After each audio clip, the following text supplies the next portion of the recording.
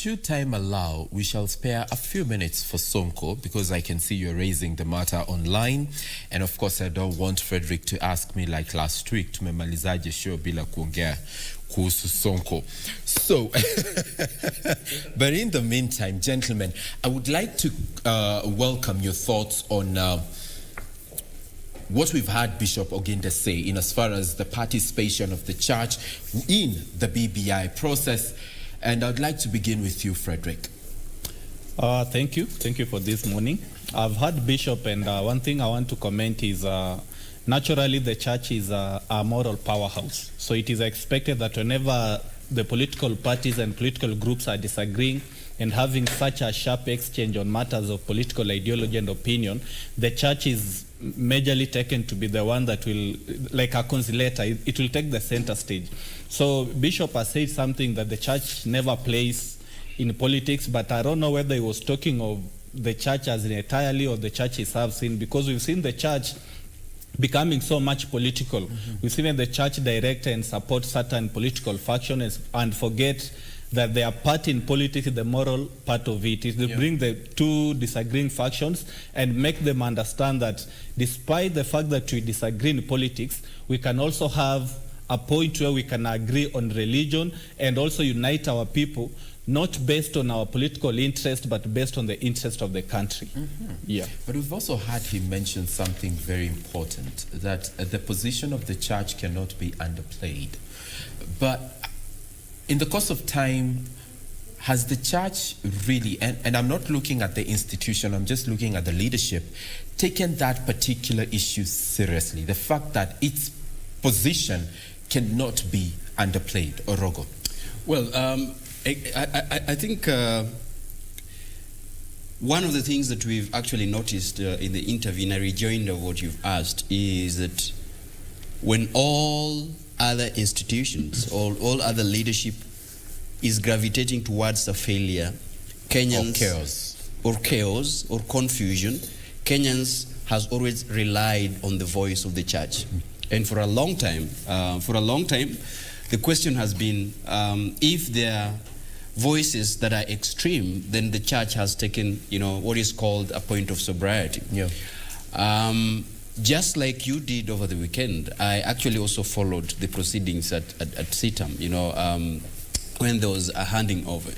And one of the things that we have to appreciate is that the CITAM ministry and the transition that has been there has been what other evangelicals should actually follow. In its context, it's shown that exactly this is an exemplar of the leadership that we should have seen. And therefore, I think you captured it well in congratulating the bishop for the exemplary. He's left, the legacy that can only be termed as legendary in the guidance of the moral, and critical of the church. And I agree when he says that, at a time when the nation is divided towards extreme, the need for consistency, the need for that critical voice that do not sway the public to the extreme, like other evangelicals that we've seen, even as late as yesterday, has been displayed on the leadership of the church and has been exemplified by, Bishop David Oginde.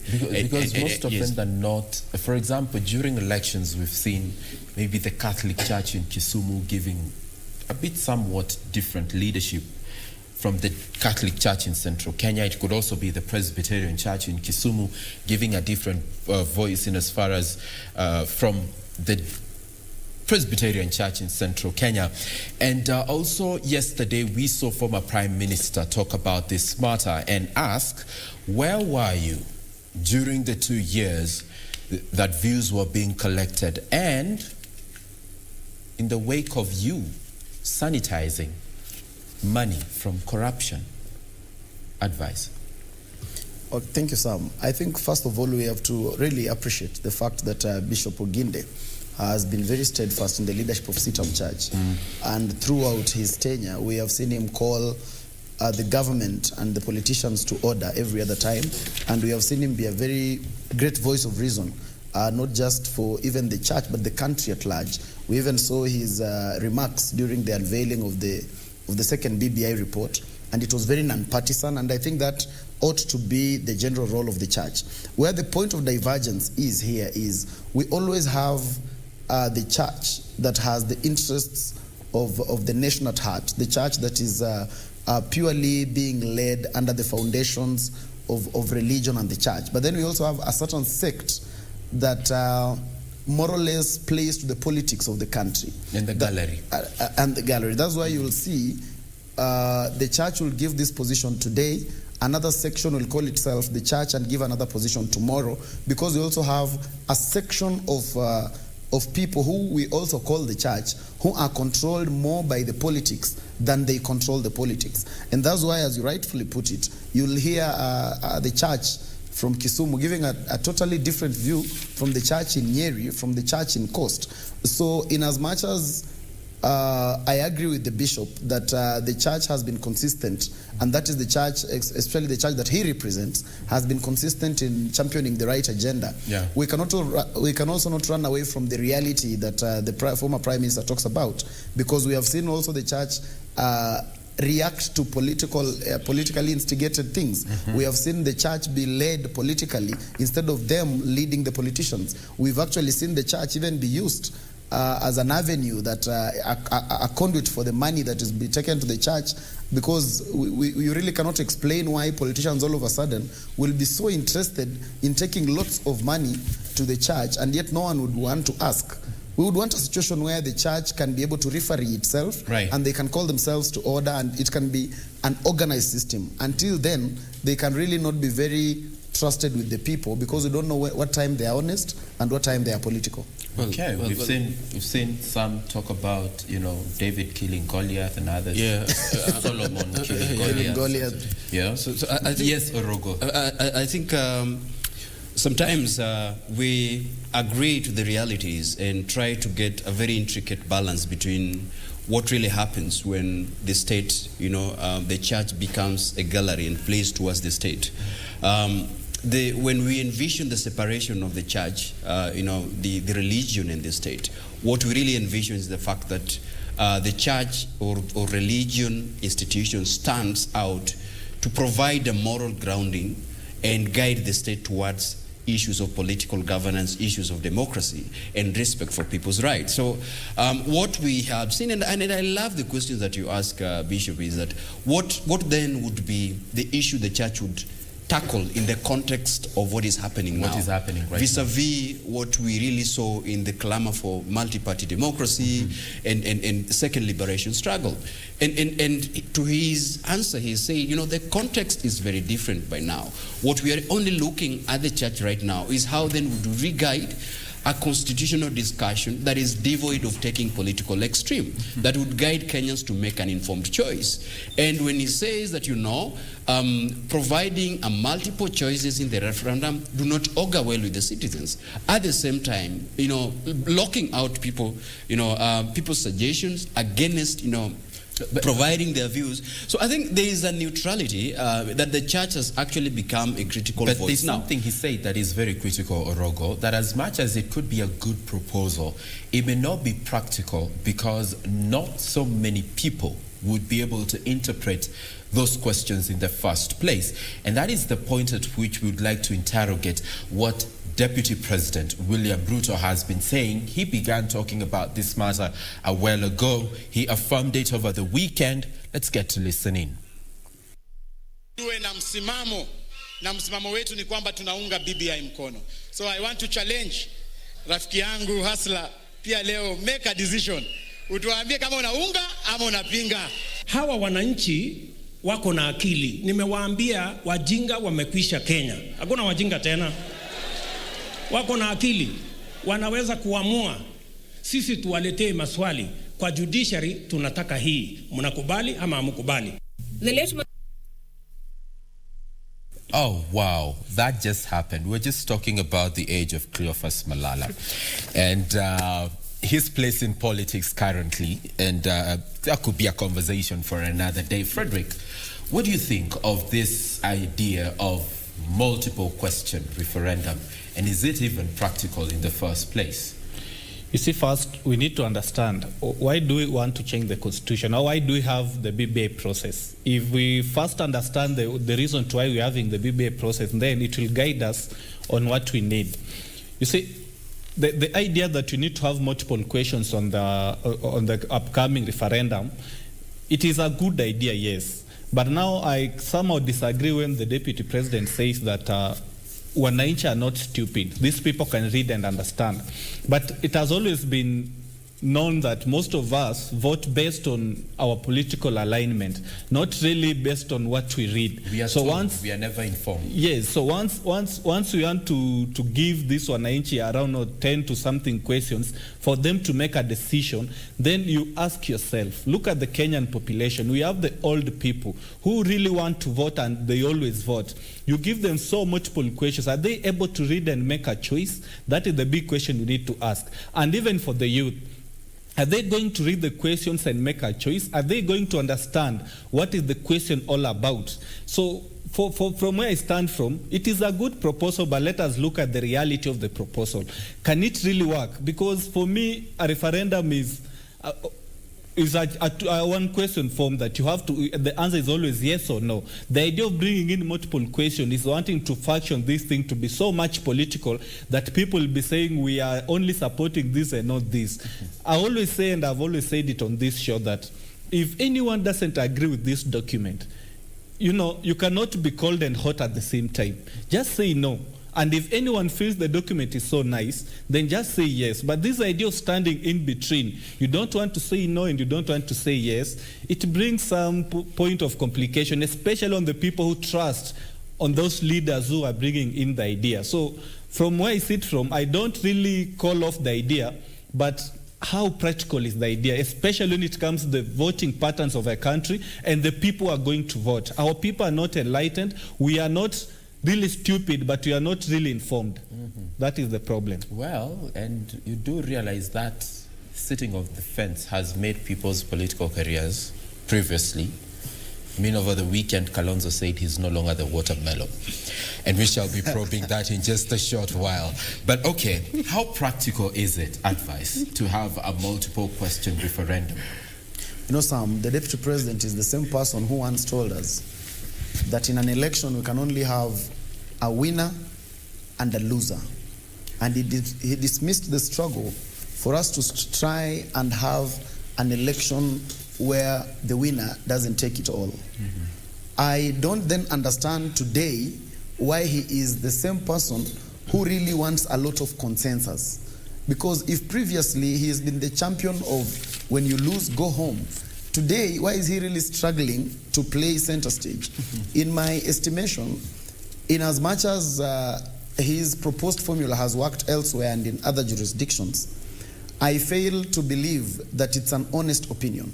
I think the Deputy President is just being political, and he has kept being political throughout the process of the BBI. He gave his 8 recommendations during the unveiling of the second batch of the BBI. I think almost half of them were considered into the document. He's now coming up with other demands. I think he is just trying so much to derail the process, to be political about the process, and he's more keen on his political future on this process than exactly what this process is about. He's more interested in the politics about the process, and that's why he's scared to stand and say no. I think for fear of losing too early and making his supporters start getting disillusioned too early and getting to understand that maybe we don't have the numbers that we have always said we have. Because I fail to understand why, if the Deputy President has the numbers, why wouldn't he stand up and say no and let us count the number of hustlers in this country? Actually, talking about that, yesterday he was with Bishop Margaret Wanjiru in her church, Jesus is Alive Ministries, and this is what the Deputy President said, in as far as what you've raised is concerned, that from us, we are not interested in a contest. They have invited us into a contest. They are daring us into a contest. They are threatening us with a contest. We are telling them, no, thank you. Advice? kazi kwako. Kabla nikuje kwako Orogo, because I can sort of almost tell what you will say Orogo. Let me hear. In light of what you've raised, advice. Yes. He responded to you yesterday. Yes. Counter it, if you can. That is what he has always said. And if you are careful, you'll realize that once the Deputy President failed to say no to the BBI process, actually, even when you go online, there was an outrage from his perceived supporters. We saw Honorable Didmas Baraza call an independent press conference and say he's going to lead a no campaign. Because again, leadership is about decision making. It is about deciding and saying, we are going this direction, or we are not going that direction. But when you keep blowing hot and cold, that is basically not leadership, that is politics. And that is what the President is insisting on. He's insisting on the politics that derails the process of the BBI. He's insisting on things that are emotive. And that's why you will hear him raise issues of we can do some other work with the money, like fight COVID, as if the money that is being allocated the BBI is the same budget that is being allocated COVID. So that is just whipping emotions and riding on the unfortunate reality that most of our population is quite illiterate, and they will not be able to understand him that much. Because I don't understand why the Deputy President keeps answering questions that no one asked him. Nobody said Kenyans are stupid. I wonder why he's answering that they are not stupid. Let him focus on the real issues. In a referendum, you look at the pros and cons. If the positive side of the BBI outweighs the negative, then you say yes. If the negative outweighs the positive, then you say no. Because constitution making, Sam, is a continuous process. A constitution is a living document. And that's why 10, 15, 20 years from today, we will again review this same constitution and make adjustments to it. Personally, there are things that I don't agree with in the BBI. There are things that I agree with in the BBI. But I'm not pushing that we are supposed to have a consensus or something, because I understand that the aspect of constitutionalism is a continuous process. Okay. Today we must do something about it. Tomorrow we'll do another thing about it. The next day there will be something else about it. But the way the Deputy President is putting it and making people feel, he makes it look as though what happens today determines our future forever. That is the unfortunate reality that he's selling. Okay. And that is what he's selling to the population, which he believes is a bit illiterate and will buy his narrative. Okay. Orogo. So I think in juxtaposition, let me pick from where Advice talked about, and it's this population that is illiterate. That even, every same population we are saying. Same population we are saying. We are using juxtaposition. We're just trying to juxtapose the situation. Talk about the illiteracy, but at the same time, it is the same also, yes, people who are also buying into the same illiterate, population. But one thing that I want to agree with is, we have to realize that there is a timeline for this constitutional discourse. I personally disagree with the position that the Tanga squad has taken of late. And let me say this, that, when a guideline is given and there is a timeline, the discussion is that the Deputy President gave his own opinion when the second document was being unveiled. And to my surprise is that there are a number of provisions that were changed when he made a proposal. I think his lack of decisiveness right now is deliberately meant to take us behind right now. And I would call upon the leadership, on the advices of the Deputy President right now, that you see, your lack to make a decision right now is will be meant to deliberately make a choice that now you're derailing the process. I feel like you should rewind. Now, and I know how you want me to rewind, but you see, I am very sober. Let me confirm that I am very sober in this discussion it's today. Not even, I'm just looking at, yes. Because when you talk about advisors, these are also people who are close to him. And yesterday we saw what Susan Kihika had to say. We saw what Aaron Cheriot had to say. We saw what Moses Kuria had to say. We saw Kimani Ichung'wah proclaim himself on this very matter. But on the flip side, we had Didmas Baraza. That is the tragedy of the democracy, because democracy, like we've said, we cannot have a constitution amendment with multiple questions. It is as impossible as it is. Let's think about this. Brexit. There were a number of questions that many Britons didn't agree with, but they had to either make a decision whether to remain or to exit. Later, it is when now, the House of Commons had to make a decision if these are some of the issues that could be itemized for a discussion. It is coming back to us. We are having a referendum that there is a timeline. There's a constitutional discussion that there is a timeline that you either now make a decision whether you support a constitutional amendment or not. Now, there's a tragedy that we have as a country right now, is that in the definition of a democracy, if you, for example, agree that you don't agree with judiciary ombudsman, for example, and then you agree to have the prime ministers, having a prime minister and a deputy, or then you disagree with the prime minister, but you agree with the ombudsman, and all these provisions that are provided. The unfortunate thing is that you cannot agree with one thing and disagree with the same thing as the document. The decision has to be made for a constitution to be passed, yes or no. Now, in future, we can have a discussion whether now to begin to itemize some of these things that we didn't agree with. Now, the reason as to why I have said there's a problem within the Tanga camp and they need a sober advice. Somebody needs to face William Ruto and tell him that, you see, your lack of decisiveness, your bravado right now is unwarranted for.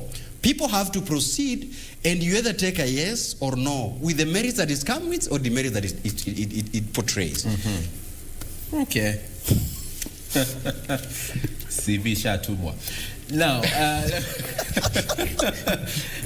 let me come to you, Fred, in terms of now the role of the church, because they would like to be involved. They say they want to be involved. Beyond participating in the content of the BBI, should they extend their participation to reconciling the warring fronts? One thing I've always said and I keep saying is the church is like in a football match. You have a referee who somehow has a team that he supports in the two teams that are competing. But the referee will make sure that all his refereeing will be about identifying the fouls in the game and ensuring that the game is too fair. So for the church is an independent referee in this thing, especially when it comes to the moral of a political discussion. So the church, for my case, is supposed to come in only to bring in reconciliation, to bring in togetherness, to at least try and balance the language. When the politicians are coming with such a dividing language, when they're coming with such a dividing ideology, it is the church that should call them into order. It is the church that should now come and call the two political parties that are not agreeing and tell them that we need to agree, that we can have a difference in our ideology, but we cannot use that to divide the nation. So the church should always remain at the center stage. It should always not be the participant in the real process, as in propose what they want in the document and be so much active in pushing it. Because once you do that, you realize that there is a political faction that will be proposing the same thing you are doing, so you will look to other people like you belong to the other faction. So when you come in now saying that you want to bring the two on a table and make them agree, nobody will now believe you. That's why the church should always be at the fence, and if anything, call the two factions and make them agree. And going forward, I always want the church to base their arguments and everything on the Constitution. The only time I would bring in the church into the real activeness in this process is when there is something that is being put in the document that goes so much against the moral standards of our country. Because the church, as I said, is the moral powerhouse. So, for example, like you understand in our country, homosexuality is illegal and our moral standard does not allow. So if we have a document that comes and proposes that to be legal, then I would really accept the church to come in so actively and say no to that. But when you have a document that is purely political, coming up with political arguments, coming up with the political proposal and opinions, the church should not participate. The only part the church should come in is to ensure the disagreeing figures, the disagreeing groups, are not doing so by dividing the citizens or maybe bringing in some disruptions in the normal life, but they should do that respecting the harmony and peace of our country, and they believe in religion that calls for peace and harmony and togetherness. Okay. Yeah. Collins Okisai wa Kamasai says hi. Thank you so much for that. William Wamburi also says greetings from Watamu. Let's rejoice and be happy. Thank you so much for that feedback. Jeremiah Bikinga says you guys are the real deal. Bombastic headlines trickling down to some interesting news. Okay, thank you. Kamau says, I'm Kamau tuned in from Kirinyaga. Please don't bring those 3 BBI sympathizers. Like a profile pic yake ni ya William Ruto. So yeah, let's take a break, okay? When we return, we'll be having much more on this discussion in a few.